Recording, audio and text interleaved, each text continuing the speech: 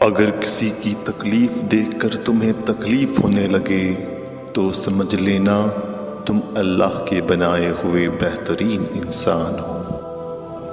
جب رب راضی ہونے لگتا ہے تو بندے کو اپنے عیبوں کا پتہ چلنا شروع ہو جاتا ہے، اور یہی اس کی رحمت کی پہلی نشانی ہوتی ہے۔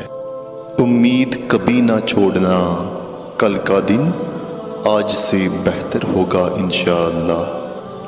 اٹھا کر پھینک دو اپنی زندگی سے ہر اس شخص کو جو تمہارے ذہنی سکون کے لیے خطرہ ہے۔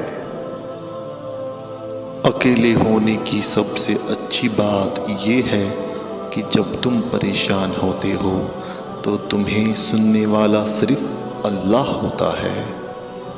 خالق سے مانگنا سنت ہے، اگر دے دے تو رحمت، نہ دے تو حکمت، اور مخلوق سے مانگنا ذلت ہے، اگر دے دے تو احسان، نہ دے تو شرمندگی۔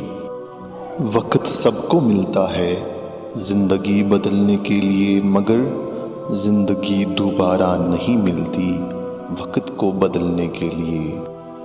بات بات پر رونے والے بات بات پر ہنسنے لگ جائیں تو ان جیسا مضبوط کوئی نہیں ہوتا، نہ کوئی انہیں ہرا سکتا ہے۔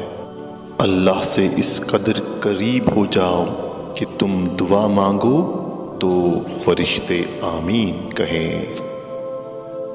وہ جگہ چھوڑ دو جہاں تمہارے احساس اور تمہارے الفاظ کی قدر نہ ہو، پھر چاہے وہ کسی کا گھر ہو یا کسی کا دل۔ دل جس بات پر ضد کرتا ہے اللہ اسی بات پر آزماتا ہے۔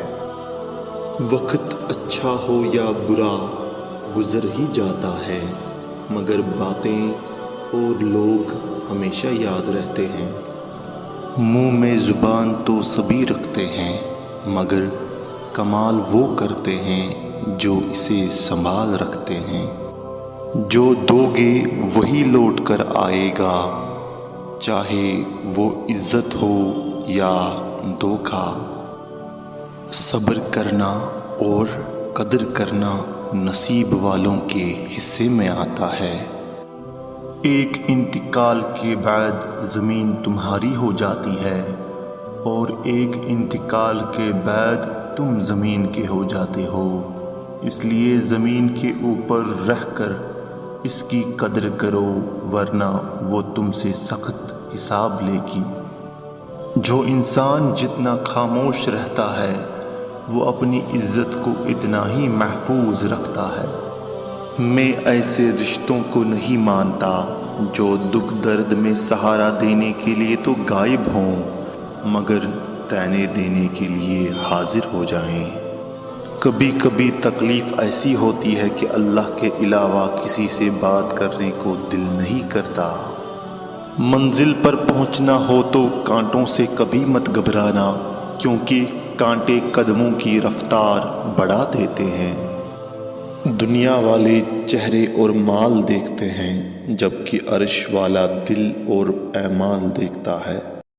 جب انسان بالکل خاموش ہو جائے اور اپنے حق کے لیے بھی نہ بولے تو سمجھ لو کہ وہ اپنے اندر بہت کچھ دفن کر چکا ہے۔